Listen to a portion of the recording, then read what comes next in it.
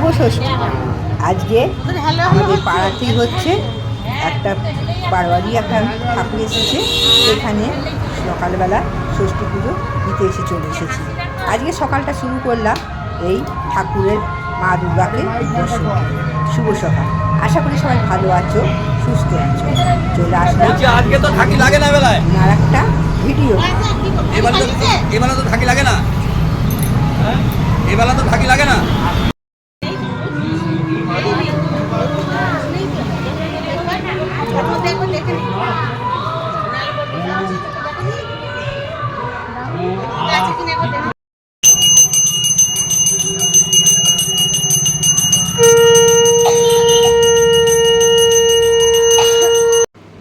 দেখো বন্ধুরা, বাড়িতে চলে আসলাম। এই যে গুরুদেবকে ফুল দিয়ে গেছিলাম, দিয়ে বাড়িতে এসে এই যে আবার বাড়িতে এসে পুজো করলাম। আজ গোপসোনাকে নতুন জামা পরিয়েছি, হয়তো বুঝতে পারছো না, কাছে নিয়ে গেলে বুঝতে পারবে। আজকে খুব তাড়াতাড়ি ভিডিওগুলো তোলা হয়ে গেছে মনে হচ্ছে। পরে আমার আর কি করা যাবে, একটু দেখে নিও। আর কি, আর তো কিছু করার নেই, বলো বন্ধুরা। দেখো বন্ধুরা, সামনে চলে এসেছি। বাপরে, রসুনের গন্ধ ছাড়ছে কি আজকে, রেহাই নেই। ষষ্ঠীর দিনেও রসুন খায় না। দিয়ে ইয়ে করবো, ছানার তরকারিটা করব। ভাতটা হয়ে গেছে, দুধ ফোটানো হয়ে গেছে। সকাল থেকে অনেক ছুটেছি। সকালবেলা ফুল তুলে পুজোটা দিয়ে আসলাম। পুজো দিতে গিয়ে ওখানে বসে পড়লাম, পুজো টুজো দিলাম না, ফুল তুলে দেখে আসলাম পুজো হচ্ছে কি না। দেখলাম হ্যাঁ, পুজোয় বসে পড়েছে। বাড়ি আসলাম, গোপালকে চান করিয়ে নাড়ু দিয়ে বসিয়ে দিয়ে পুজো দিতে গেলাম। পুজো দিতে গিয়ে বসে পড়লাম, দেখলাম পুজো হচ্ছে না, পুজোটা হয়ে যাক তার বাড়ি যাবো। দিয়ে পুজোটা দেখে পুজো করিয়ে নিয়ে বাড়িতে এসে বাড়ির পুজো করলাম। বাড়ির পুজো করে নিয়ে তারপর মুড়ি খেলাম। এখন ঠাকুরের থালাগুলো তোলা হয়নি, 12:30 বাজতে চললো। ভাত হয়েছে, দুধ চাল হয়েছে, দেখি ছানার তরকারি হবে, নিরামিষ, যেহেতু আজ ষষ্ঠী। আজকে ষষ্ঠী, কালকে সোমবার, তারপর দিন মঙ্গলবার, মহাষ্টমী মঙ্গলবার। চলো, আর আজকে জামাকাপড়গুলো প্যাকিং করে নিতে হবে। দেখা যাক কবে যেতে পারি। ঠিক আছে, সঙ্গে থাকো সারাদিন।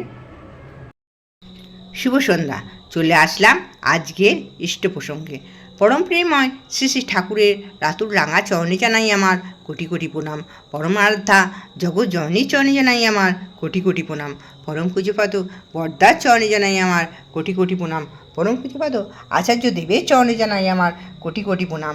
ঠাকুর পরিবারের প্রতি প্রত্যেকের চরণে জানাই আমার কোটি কোটি প্রণাম। এখানে উপস্থিত সকল দাদা ও মায়েদের জানাই আমার আনন্দিত জয়গুরু। জীবনে গুরু থাকা দরকার কেন?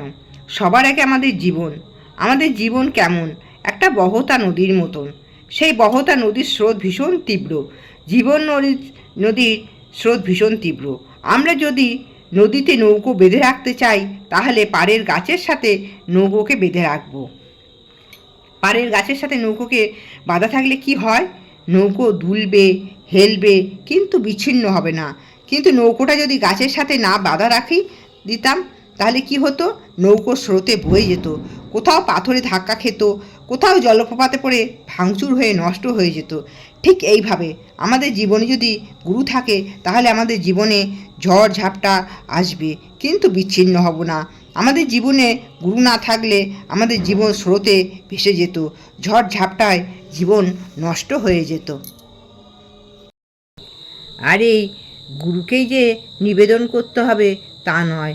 গুরু বর্তমানেই হোক আর অবর্তমানেই হোক, গুরুর একনিষ্ঠ সেবকের কথাও কোনো সময় বিফলে যায় না।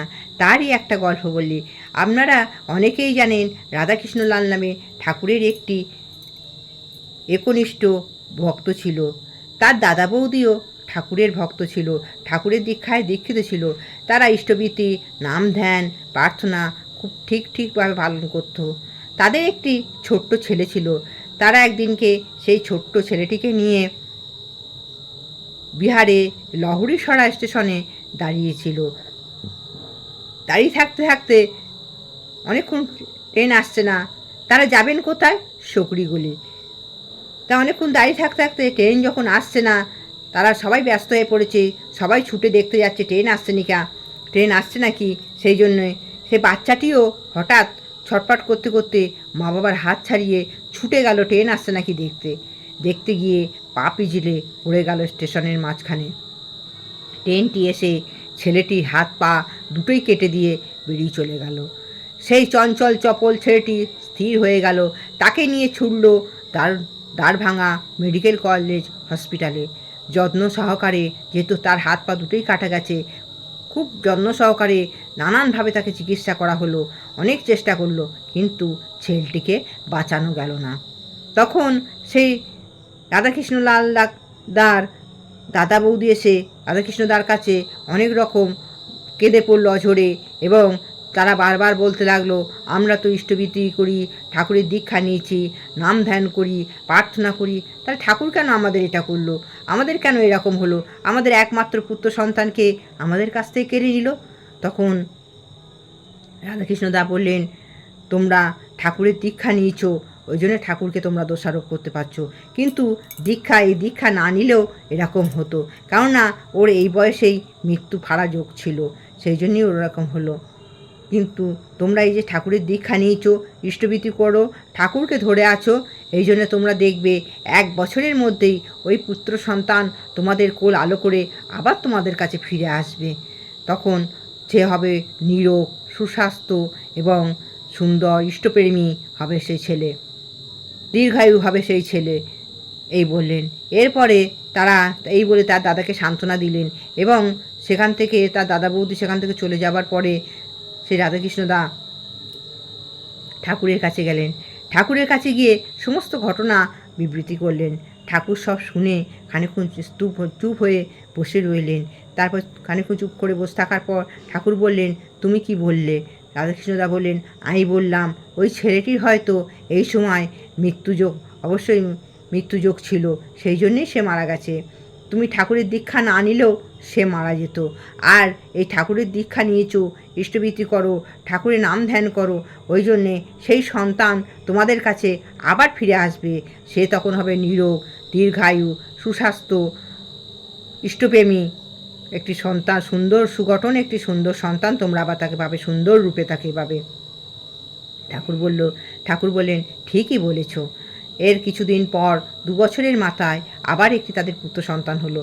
আর এই সন্তানটি ঠিক আগের সন্তানের মতন হুবহু, এক চোখ, এক নাক, এক কথা বলা, একভাবে কথা বলা, হাঁটা চলা সমস্ত এক ধরনের সব সেই ছেলেটির হলো। আর এই একই সাদৃশ্য এত কী করে, এইভাবে কি করে হয়? অনেকে ভাবে হয়তো সেই ছেলেটি, আবার কেউ কেউ ভাবে হয়তো একটি ছেলে যমজ ছেলে, একটি মারা গেছে, আরেকটি রয়ে গেছে, এই রকমই সাদৃশ্য সেই ছেলেটি এখন বর্তমানে কালীকান্ত কর্ণদা নামে দেওঘর আশ্রমে রয়েছেন। তিনি শ্রী বরদার আশীর্বাদে পাঞ্জা পেয়েছেন, সভাপতি ঋত্বিকের পদ পেয়েছেন।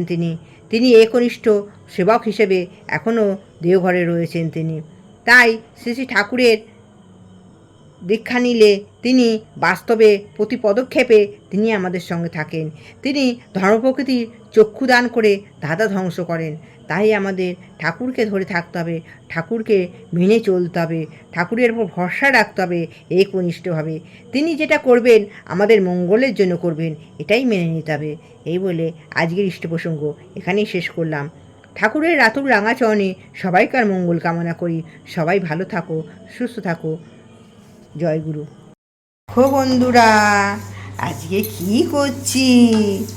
What is this? এটা হচ্ছে তিলের নাড়ু বানাচ্ছি বন্ধুরা। আজকে তিলের নাড়ু হচ্ছে, নামিয়ে ফেলিয়ে দেখো, ভাজা একটু ভেজে নেড়ে নিলাম কড়াইয়ে দিয়ে, এবার নামিয়ে তারপর আবার এই দেখো বন্ধুরা, এই গুড়টাকে এবার জাল দিচ্ছি, বুঝতে পেরেছো? গুড়টাকে জাল দিয়ে এবার ওই তিলটার মধ্যে দিয়ে দেবো, দিয়ে ঢেলে নেবো। মনে পড়ছে না তো, তিলটার মধ্যে দিয়ে দিত শাশুড়ি না, ওর তিলটার মধ্যে দিত মনে, হ্যাঁ এর মধ্যে দিত তিলটা, হ্যাঁ এর মধ্যে দিত। আমার শাশুড়ি সব শিখিয়ে দিত, তখন দাঁড়িয়ে বল শিখে নাও। আর মনে করতাম, বিশ্বাস করতাম না, সত্যি মানুষের আজ দিন কবেকার দিয়ে কে কী হয়ে যায় বলা যায় না, এখনকার দিনে যা হয়েছে। আমার শাশুড়ি বলতো তো দিয়ে আমি বিশ্বাস করতাম না, হ্যাঁ এই বয়সে করো তো তুমি বলতে না, শিখে না, আমি যদি মরে যাই তাহলে করবে, এটা বলতো। তাই বলি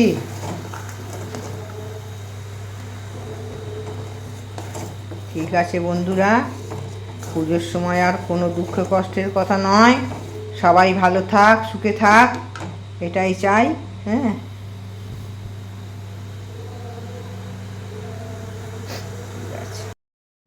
দেখো বন্ধুরা, হয়ে গেছে তিলের নাড়ু। নাড়ু পাকানো হয়ে গেলাম, তখন দেখাতে পারলাম না, আর কেউ তো ক্যামেরা করার নেই, আমাকে করতে হবে। এই তিলের নাড়ু তাড়াতাড়ি মানে ঢেলে ফেললে তাড়াতাড়ি বানিয়ে ফেলতে হবে, না একটা এমন শক্ত হয়ে যাবে। দু একটা দেখো এইগুলো, এই দেখো এই দেখো এই দেখো এই দেখো, এগুলো এমন হয়ে গেছে, এগুলো খাওয়া যাবে এমনি, আর এগুলো এমনি গোল করা গেল না, শক্ত হয়ে গেছে। ওই থাক, আমি ইচ্ছে করি আবার রাখলাম, দু ভাইয়ের জন্য দুটো, আমাদের গোপালের জন্য আছে, আমাদের গুরুদেব আছে, আর আমরা আছি, তাহলে হলো গোপাল। তাহলে আমরা কতজন হলাম তাহলে দেখে নাও বন্ধুরা। আর যার মনে হবে আমি ছবি ভালো তুলতে পারি না, তাকে বলে দিচ্ছি দেখো না, দেখার জন্য তোমার হাত জোর করে বসে নিই আমি, যার ভালো লাগবে সে দেখো। ঠিক আছে বন্ধুরা, ওই দেখো বন্ধুরা, ঠাকুরের থালা ধুলাম এই আজকে রাত্রি বেড়াতে, তারা সামনে দেখো এই আসলাম। বাপরে বাপরে কী গরম পড়েছে, দিনের বেলা তেঁতুল ছিল না, তেঁতুল আনলো, দিয়ে ওই ঠাকুরের থালা বাসনগুলো ধোয়া হলো, দিয়ে নাড়ু কটা পরে, ইষ্ট কথা বলে নাড়ু কটা পড়েছি, করেছি, তাতেই ঘেমে চান যথারীতি। আবার খাওয়া দাওয়া করে নিয়ে গা হাত পা ধুলাম, ধুয়ে নিয়ে বললাম না এবার ভিডিওটা গুড নাইটটা বলে দিই, হ্যাঁ গুড নাইটটা বলে দিয়ে নিয়ে, না কালকে সপ্তমী আছে, সপ্তমীর পুজো দিতে যাওয়া আছে, সোমবারের পুজো দিতে যাওয়া আছে, আচ্ছা দুটো নাইটি আছে, দুটো নাইটির তলাটা একটু কেটে সেলাই করতে হবে, বাড়িতেই মেশিন আছে দেখেছো তোমরা, করবো, করা হয়নি, এই দুদিন করা হলো না, মানে চাই করবো করবো করে বলি, আর এত গরম পড়েছে না, কাজ করবো কি, এটাই হয়েছে ব্যাপার। হ্যাঁ তারপরে যাই হোক, সারাদিন যতটা পারি ঠাকুরের চিন্তা করার চেষ্টা করি, হ্যাঁ আরও করতে হবে চেষ্টা সবসময়, যত ঠাকুরের নাম করা যাবে। একটা দেখছি আমাদের মাতৃবন্দনায় আছে এক মা, সে লিখেছে বলছে যতই আসুক, সংসারে দুঃখ কষ্ট যাই আসুক, ঠাকুরের নাম জপে যেতে হবে, তাহলে সমস্ত দুঃখ কষ্ট পায়ের তলায় পড়ে যাবে, পায়ের তলায় তলিত হয়ে যাবে। এতে চেষ্টা করি, কিন্তু মানুষের মন ওই যে নানান চিন্তায় চলে যায় মন, মাথার থেকে ঠাকুরের কথা সবসময় ভাবি যে ওই বলবো মাথা অন্য চিন্তা চলে আসছে, করবো করবো ঠাকুরের নাম করবো করবো, অন্য চিন্তা চলে আসছে, দেখো বন্ধুরা এখন ঘেমে যাচ্ছে, করতে করতে অন্য চিন্তা চলে আসছে, আর হচ্ছে না ঠাকুরের নাম হচ্ছে না, ভুল হবে না। শোয়ার আগেও বলছে, এক জায়গায় দেখছিলাম নামের তো কথা বলছে, ঘুমোনোর আগেও সকাল 3 সন্ধ্যা নাম, সকাল দুপুর রাত্রি, হ্যাঁ রাত্রে বলছে, সকালবেলার ভোরবেলা তো ঘুম থেকে ওঠার আগে একটা আছে, আর দুপুরবেলা পারলে, আর চলাফেরায় তো নাম আছেই, সে বলছিল নাম করা, যত নাম করা যাবে তত ভালো, কিন্তু আমাদের বললাম ওই যে চঞ্চল মন হয় না। ঠিক আছে বন্ধুরা, সবাই যারা যারা ঠাকুর ধরেছো ঠাকুরের নাম করো, মঙ্গল হবে, ঠাকুর নিশ্চয়ই সহায় হবেন। আমি তো দেখছি ঠাকুর সবসময় আমাদের সহায় আছে, ঠাকুর আমরা বুঝতে পারি না তার ভালোবাসা অনেকেই। ঠিক আছে, আজকে এখানেই থাক, কালকে আবার আসবো নতুন দিনে, নতুন আর একটা ভিডিও নিয়ে। গুড নাইট, সবাই ভালো থেকো, সুস্থ থেকো, জয় গুরু।